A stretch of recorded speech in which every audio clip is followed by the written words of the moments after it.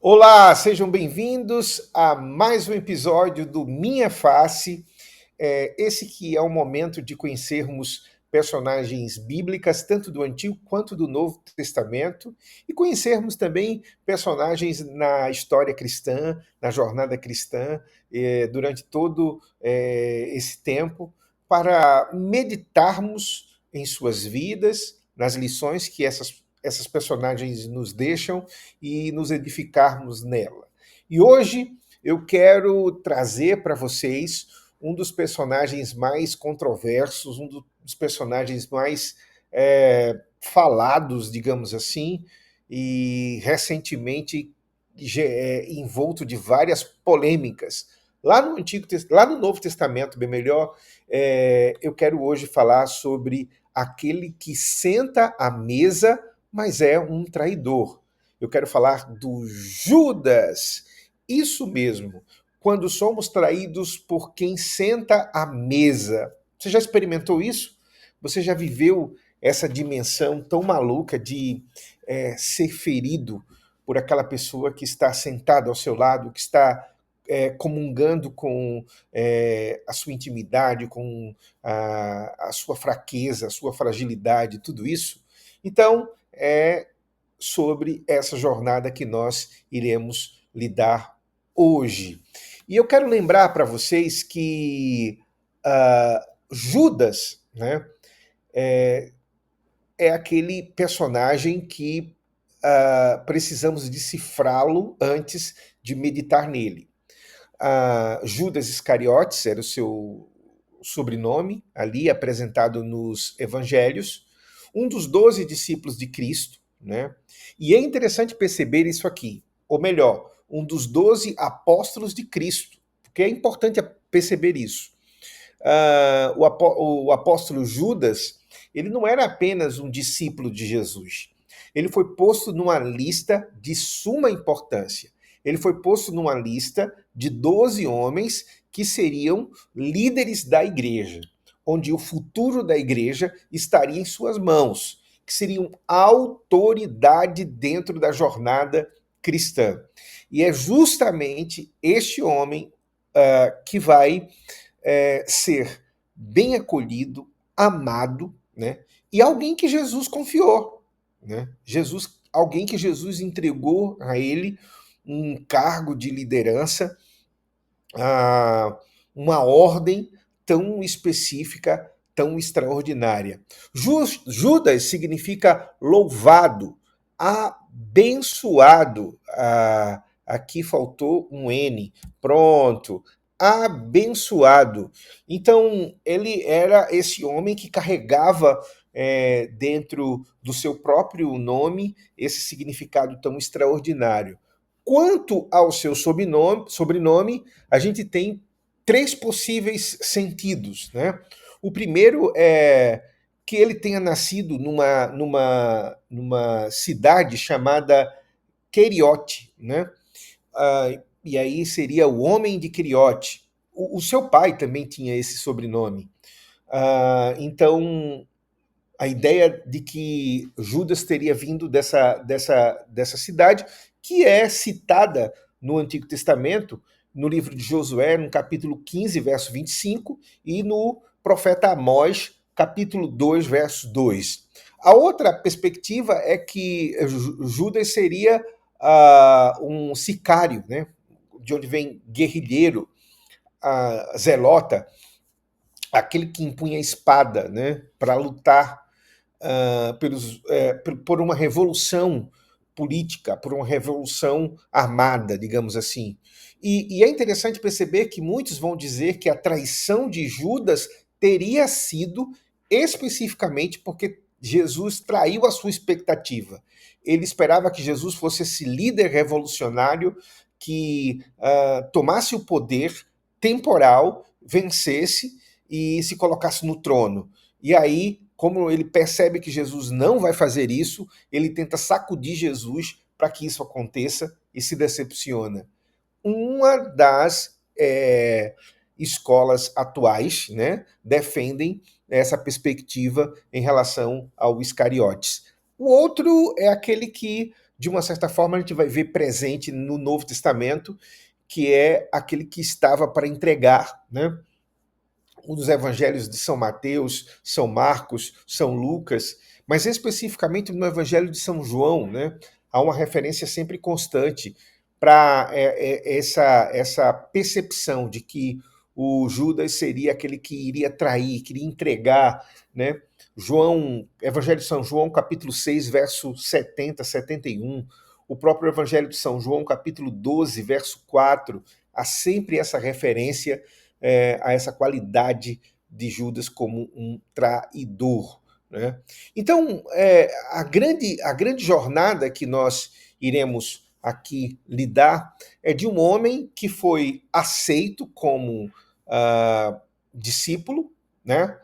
Muito mais que discípulo, apóstolo, né? Foi separado por Cristo para uma missão específica, para carregar o governo da igreja, e aí esse homem se transforma num traidor, se transforma em alguém que não honra o seu chamado. Né? E é interessante perceber que há várias referências, né? O apóstolo Paulo já é o primeiro, como o apóstolo Paulo escreve as cartas antes dos discípulos, né? Já quando ele vai falar da Eucaristia, né? Ele fala que estava lá aquele que seria o traidor, né? Sentado à mesa. E é interessante que essa expressão, né? Entrou na própria liturgia oficial da igreja. Né? Mas todos os evangelhos vão lidar com essa perspectiva. Teria então Jesus se enganado com Judas? É justamente essa pergunta que faz o Bento XVI. Né? Ele pergunta assim: por que Jesus escolheu e confiou em Judas? Por que Jesus escolheu e confiou em Judas? Nesse livro que é uma série de livros que o Bento XVI tem extraordinários, né? O da vida de Jesus, né? São 3 volumes, e esse completando aí, que é os apóstolos e os primeiros discípulos de Cristo. Sucintos, são homilias que ele fazia e de uma profundidade, de uma simplicidade, né, mas ao mesmo tempo profundidade extraordinária. Mas vamos lá. Por que Jesus escolheu e confiou em Judas? E uma das grandes perspectivas que nós não podemos esquecer é que essa escolha é um sinal de amor. De um amor que quer mudar, de um amor que quer transformar. Jesus sabia desde o começo desse caráter de Judas, dessa face de Judas, mas o chamou à mesa,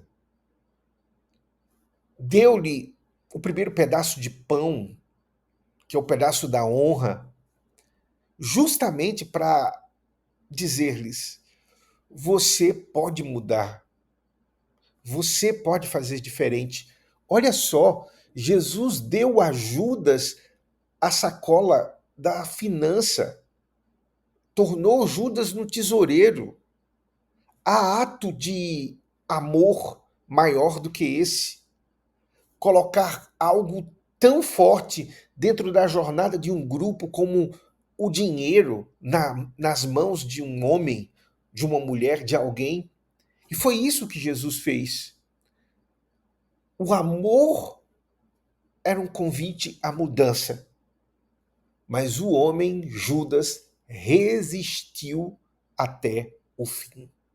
É interessante que no Evangelho de São João, no capítulo 13, o versículo 1, ali perto da noite da Eucaristia, né, da instituição da Eucaristia, o apóstolo Pedro, o apóstolo João, bem melhor, o Evangelho segundo escreveu São João, capítulo 13, o apóstolo João começa dizendo assim: e amou a todos que recebeu, e amou-os até o fim.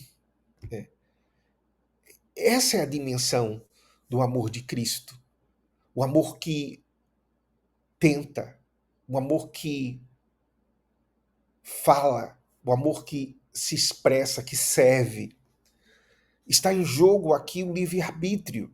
Está em jogo aqui a dimensão de aceitar ou não a esse Cristo que pode transformar vidas.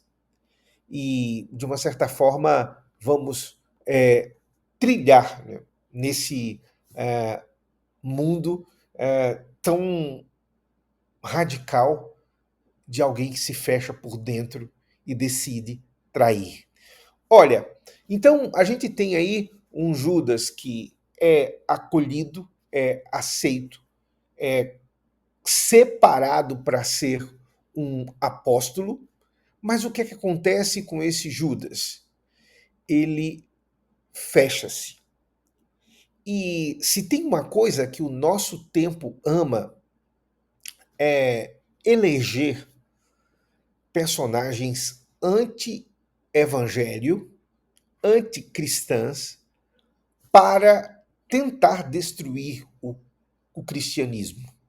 E hoje o nome de Judas está atrelado a várias teorias, onde todas elas quer transformar Judas num herói, quer transformar Judas num inocente, num ressentido, numa vítima do próprio Cristo em algumas circunstâncias, ou dos apóstolos. E vejam só, o primeiro aspecto disso, né, advém do fato de que foi encontrado ali na década de 40, né, acredito que foi por aí, do século passado, uma série de documentos, né, no Egito, e aí estava lá um evangelho, né, que estava até pedrificado, estava até bem difícil de ser manuseado, foi de uma grande dificuldade retomá-lo.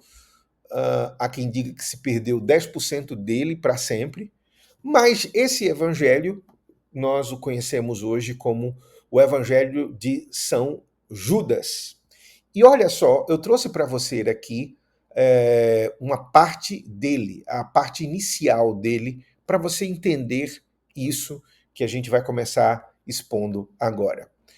O Evangelho começa assim: certo dia, ele estava com seus discípulos na Judéia e encontrou-os piedosamente reunidos em torno da mesa.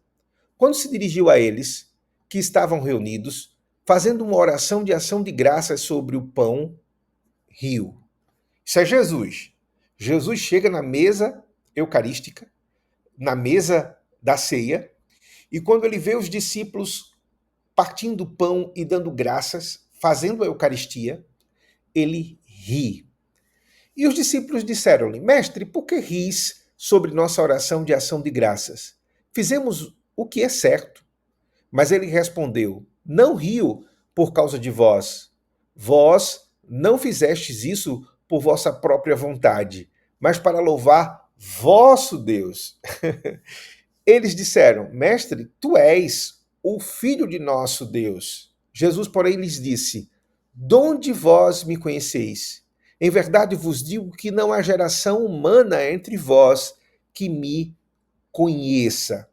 Aí, olha só, quando seus discípulos ouviram isso, ficaram zangados e começaram a ficar furiosos, ameaçando em seus corações. Ao ver sua falta de compreensão, Jesus falou-lhes: Por que essa notícia vos irrita? Vosso Deus, que está convosco, provocou vossa ira em vossas almas. Deixai cada um dentre vós que é forte o suficiente para produzir o homem perfeito dentre os homens e conduzi-lo antes minha face. Todos disseram: Nós temos a força. Mas seu ânimo era fraco para enfrentá-lo, com exceção de Judas Iscariotes. Então, olha o cenário. Os discípulos estão todos confusos. Jesus mostra para eles que o Deus dos discípulos não é o Deus de Jesus. que aquela Eucaristia não compactua com o próprio Cristo, que está sendo apresentado aqui nesse Evangelho, e conclui-se assim. Judas olha em seus olhos, né, e baixa sua cabeça. Judas fala a Jesus: Eu sei quem tu és e de onde viestes. Tu vens do reino eterno de Barbelo, e sou indigno de pronunciar o nome daquele que te enviou. Sabendo que Judas reproduzira algo sublime, Jesus falou-lhe: Afasta-te dos outros, e eu te revelarei os mistérios deste reino. Tu tens a possibilidade de chegar a esse reino, mas passarás grandes sofrimentos. Então, quando esse evangelho foi encontrado, o evangelho de Judas, né, houve um grande alarde. Se dizia que agora sim algo revolucionário iria acontecer, uma outra dimensão do reino de Deus estaria presente, né?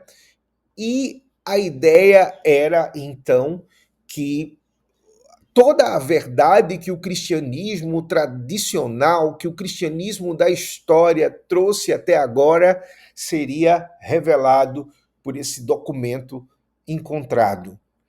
E o ponto central é que toda essa difamação ao Judas, ao apóstolo Judas, era fruto de que o Judas foi o único que compreendeu Jesus. Imagina só, essa foi a teoria e ainda está sendo de vários lugares, de vários aspectos acadêmicos, de várias buscas dentro até mesmo do cinema atual. Porém, vejam, esse evangelho já era citado há muito tempo num dos primeiros livros sobre ou contra as heresias. O Santo Irineu, de Lyon, ele escreve assim: Dizem que Judas, o traidor, sabia exatamente todas essas coisas.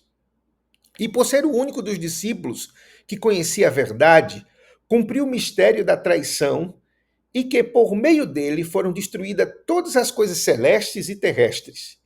E apresentam a confirmação um escrito produzido por ele, que intitulam Evangelho de Judas. Então vejam, o caminho de Deus é tão perfeito, a dimensão das Sagradas Escrituras é tão plena, que já havia sido registrado esse documento antes mesmo dele ser encontrado hoje, ou reencontrado hoje, e mostrando, ele é uma falsificação, é o desejo de exaltar uma doutrina herética chamada gnosticismo, onde, para os gnósticos, tudo que era natureza, tudo que era criação, era má e veio de um Deus mau.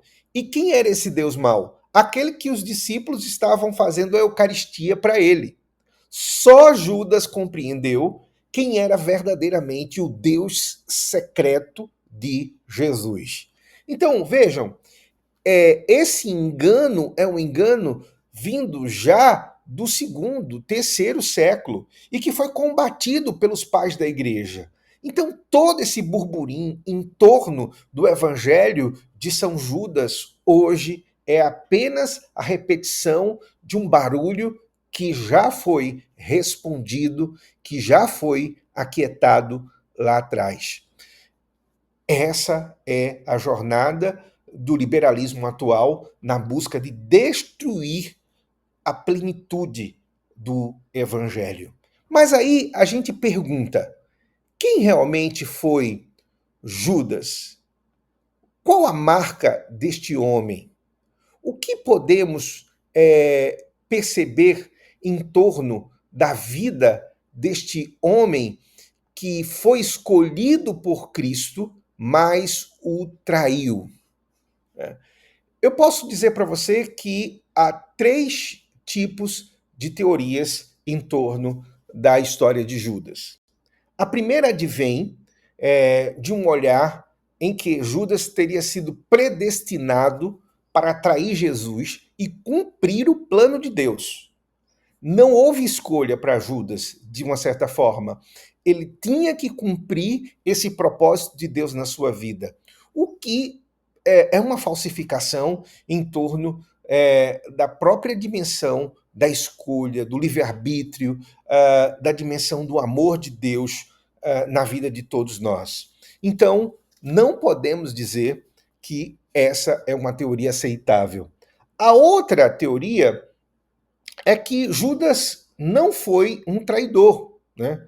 O que aconteceu foi que Judas realizou o mais profundo, que foi trazer aquela revelação gnóstica que vocês viram, e aí ele passou a ser difamado, ele passou a ser perseguido pelos outros discípulos, porque esses não conheciam a luz.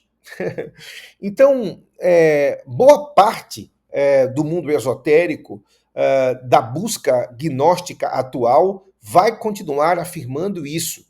E olha, nós precisamos ter muito cuidado, porque há filmes hoje que tentam trazer essa verdade de forma sutil dentro da cultura cinematográfica atual, né?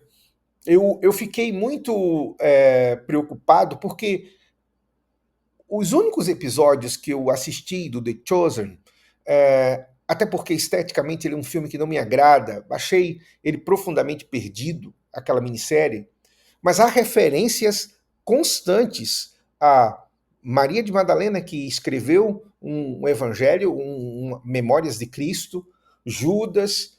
Então, querendo ou não, há referências a essas perspectivas de evangelhos sendo escritos por outros discípulos que não os registrados dentro do cânon bíblico, e que, na verdade, nós sabemos que não é real. Esses evangelhos que levam os nomes de outros discípulos são evangelhos gnósticos de uma datação profundamente desconectada do propósito da construção dos evangelhos e com teorias, dogmas e tradições profundamente distantes daquilo que podemos ver em toda a dimensão do Novo Testamento. Né? Então, a gente precisa ter muito cuidado com essa perspectiva. Mas o terceiro aspecto, né? O primeiro é que Judas teria sido, então, predestinado a isso. O segundo é que, na verdade, Judas fez algo elevado, os discípulos é quem defamaram ele. Mas o terceiro aspecto está lá, nas próprias Sagradas Escrituras, quando diz que Satanás entrou em Judas e tomou o coração de Judas. E é interessante, amados, que essa dimensão, ela vem depois de várias afirmações, onde Judas está sempre batendo de frente com questões importantíssimas das Sagradas Escrituras. Judas está sempre ali expondo algo que vai contra a própria dimensão do acolher de Jesus, do amor de Jesus. Lembrem, por exemplo, quando Jesus chega e é ungido, né, por aquela mulher, a irmã de Lázaro, e aí o que acontece? Judas vai lá e diz: o dinheiro que você gastou para ungir Jesus poderia ser usado para ajudar muitos pobres. Ele era um adepto da teologia da libertação. E aí, olha o que Jesus diz: você vai ter sempre os pobres com você, mas a mim não. E essa mulher me preparou para o meu sacrifício, para aquilo que eu vim cumprir. Né? E o próprio apóstolo João coloca a referência de que, na verdade, ele não estava preocupado com os pobres, ele estava preocupado com o dinheiro, porque ele roubava, né? Ele roubava a bolsa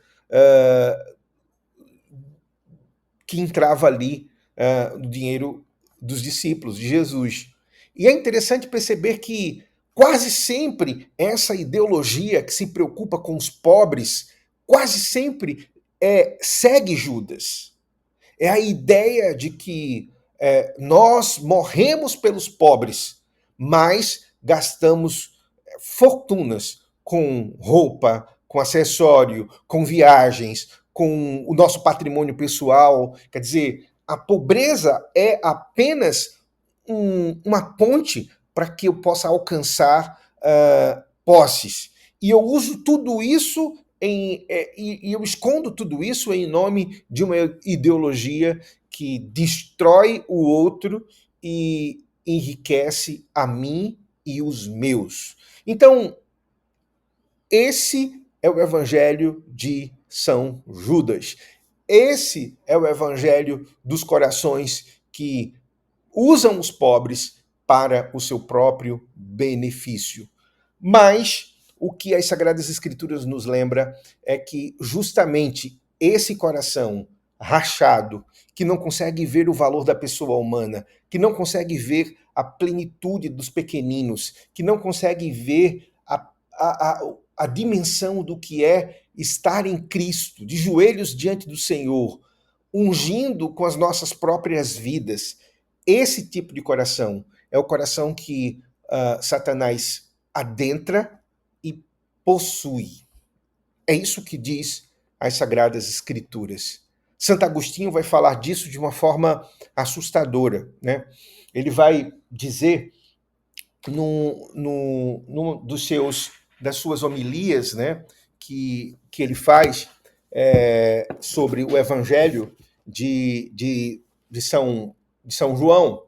Ele vai dizer assim: entrou, pois, Satanás logo depois desse pão no coração do traidor, possuiu mais perfeitamente o que já lhe estava entregue e no qual entrara primeiramente para o enganar. E não deixava de estar nele quando foi ter com os judeus e convencionou com eles a respeito do preço por que entregaria o Senhor. Atesta-o e dilo clarissimamente o Evangelho de Lucas.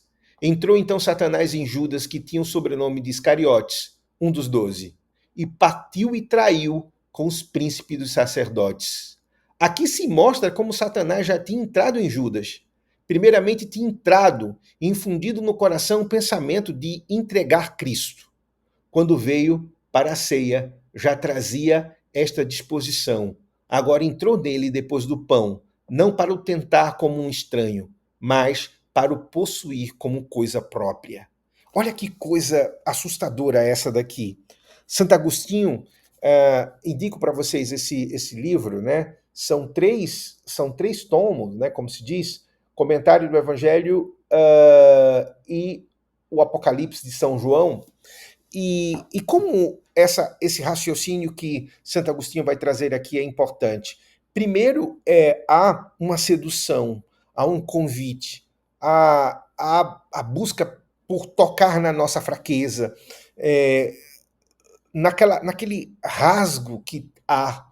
E quando o inimigo entra, ele agora tenta possuir, ele tenta ter a posse, ele tenta ser o dono, né? E uma pessoa que foi entregue, que se tornou posse do inimigo, pode sair das mãos dele? Sim.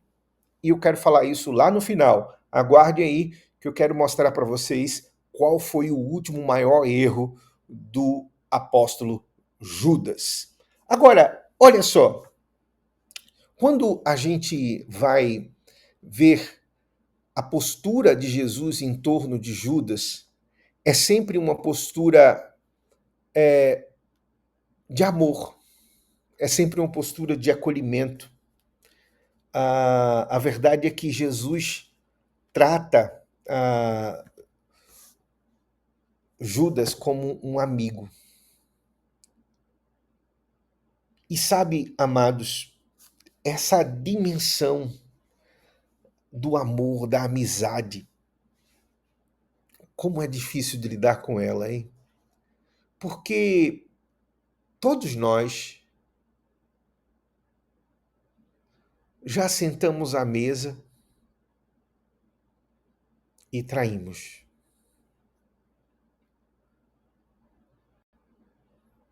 Não vou ser tão radical, pode ser que alguns não, mas tantas vezes nós prometemos, nós nos entregamos, nós fizemos uma aliança, nós nos colocamos como estarei com você até o final. O próprio apóstolo Pedro fala isso, eu morrerei por ti, né? E na hora do vamos ver, correu, fugiu, temeu. Mas é interessante que Jesus olha para cada um deles como amigo, como aquele que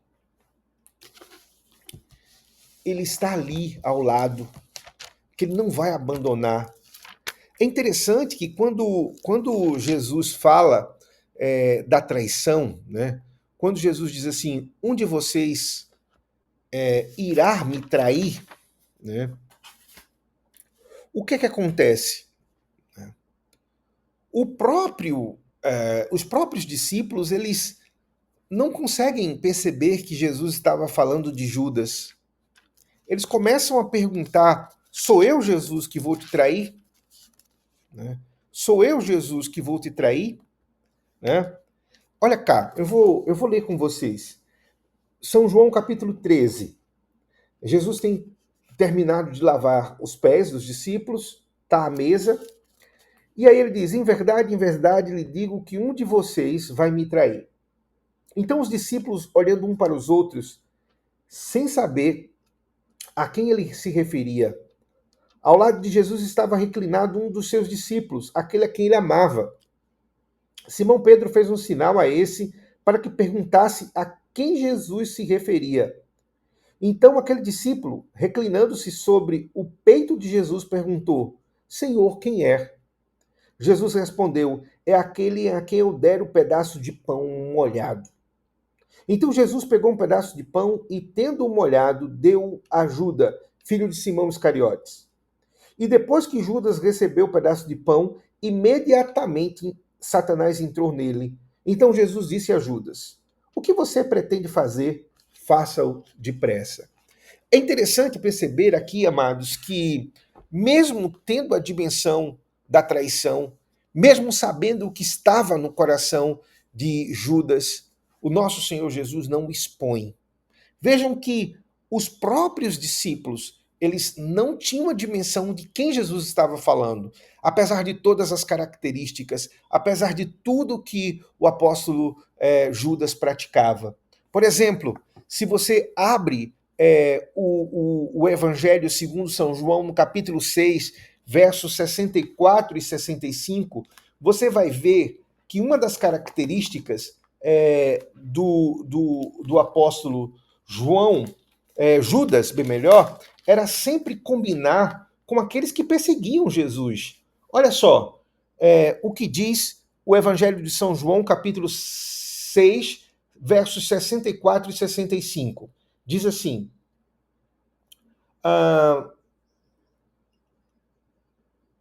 mas há descrentes entre vós. Ora, Jesus sabia desde o princípio quais eram os que não criam e quem iria traí-lo. E prosseguiu.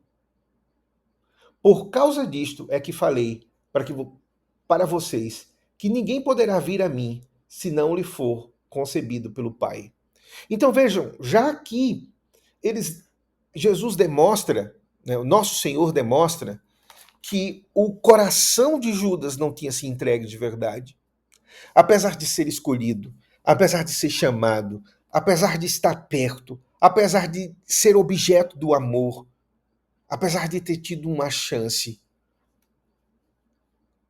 Judas simplesmente se trancava para Cristo, se trancava para o nosso Senhor.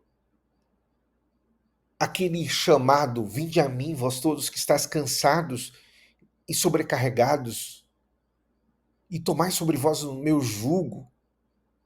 aprendendo de mim que sou manso e humilde de coração, e vocês vão encontrar descanso, e principalmente se tornando os meus discípulos, aprendendo de mim, não passou pelo crivo do coração de Judas.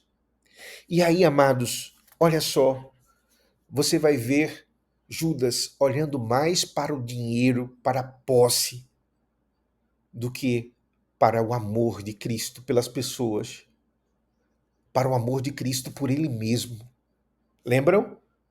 Quando Judas vê uma mulher lavando os pés de Jesus com um perfume precioso, ele fala que aquele dinheiro poderia ser usado de outra forma, mas o que estava no seu coração era o desejo de desviá-lo, desviar aquele dinheiro.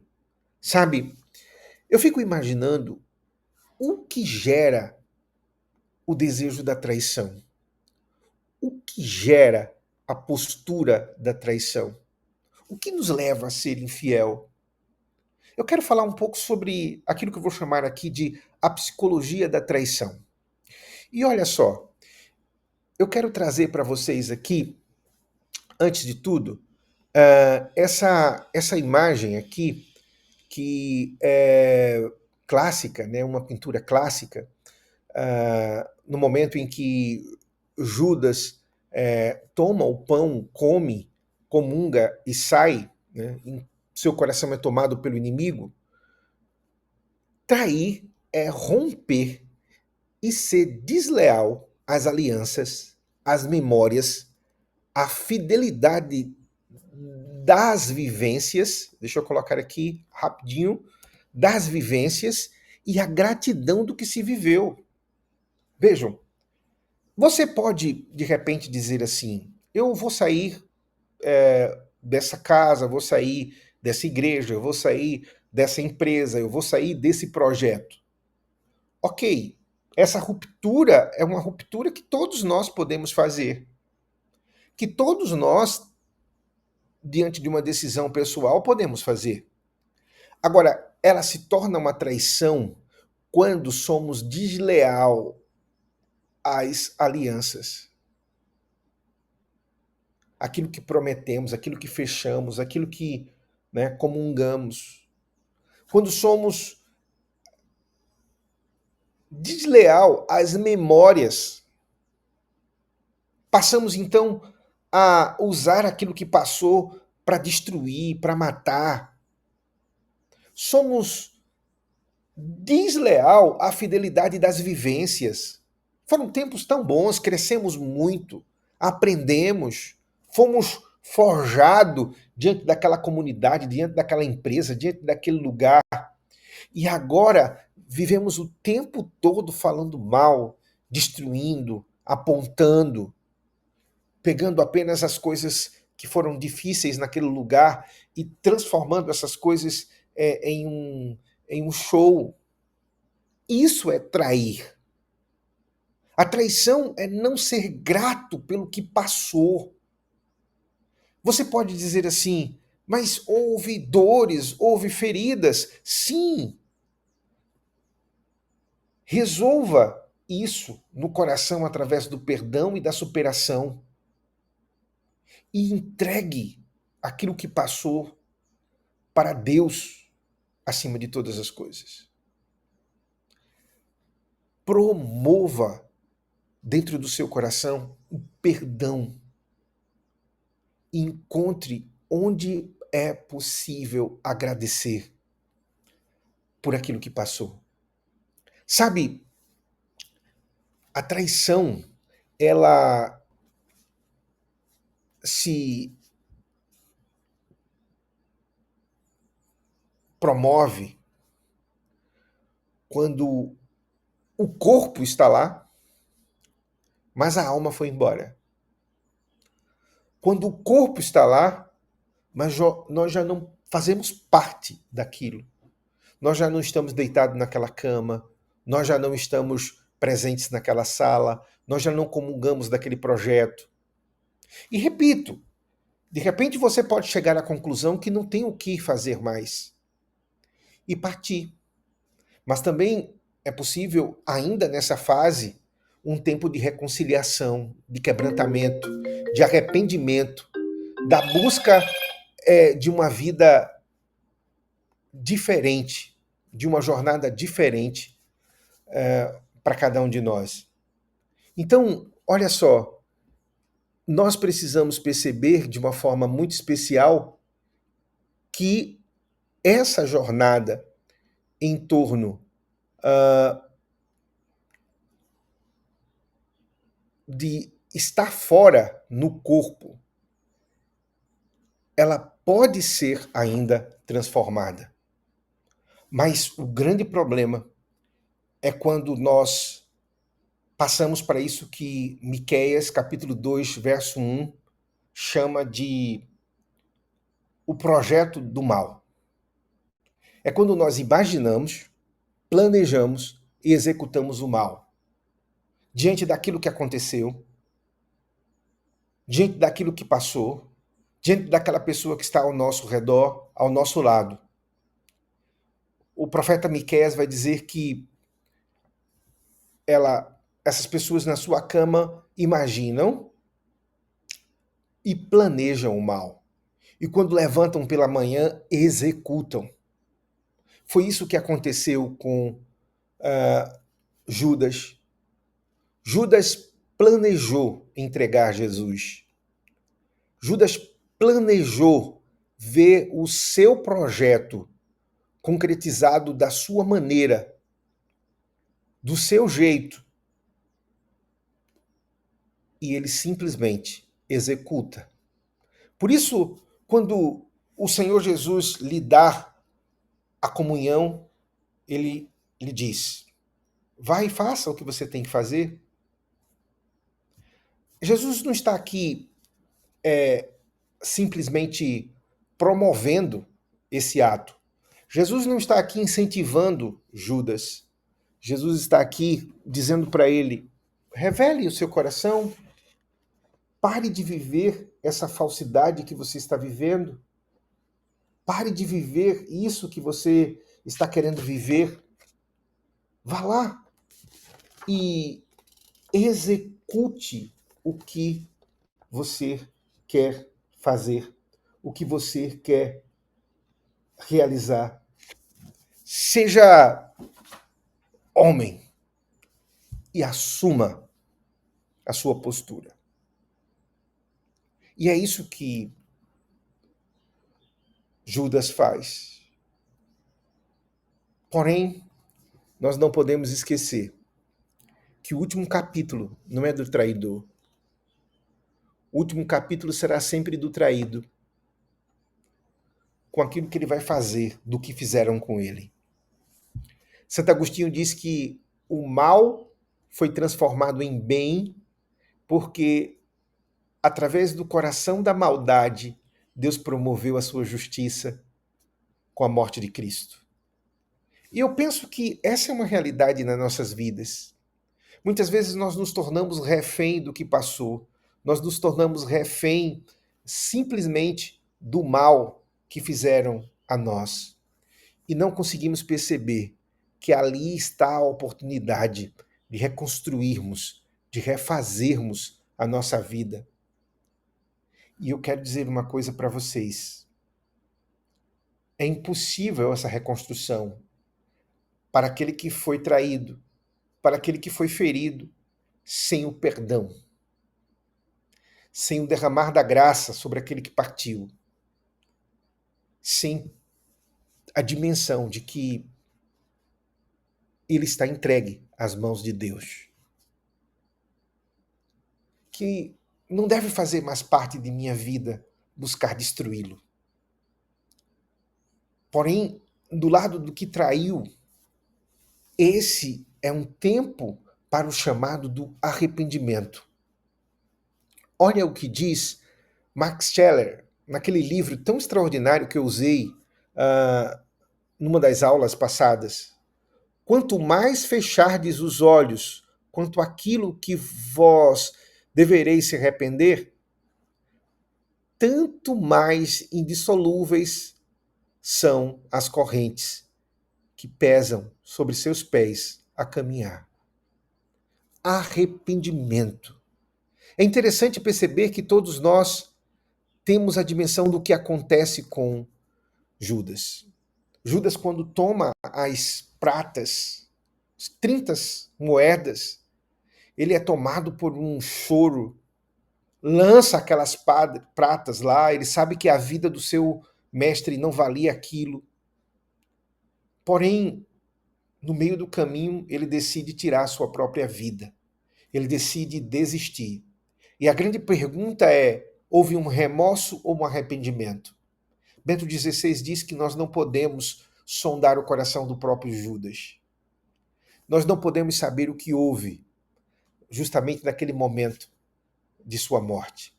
Nós não sabemos qual foi sua oração, se como Judas, ou bem melhor, se como Jonas, no momento final ele clamou por socorro.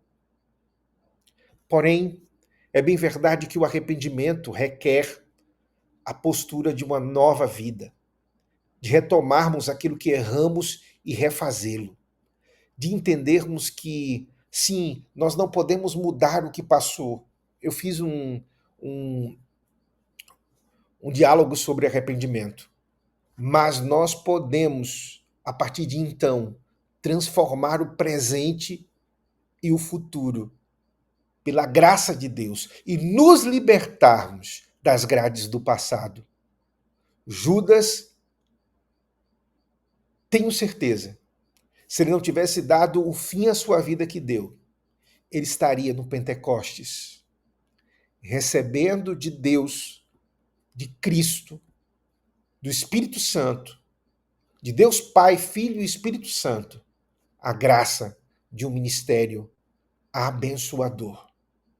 Por isso, eu quero dizer hoje para você, não importa ao extremo que você chegou, se há um coração verdadeiramente quebrantado, Cristo pode reconstruir a sua vida. Até o próximo Minha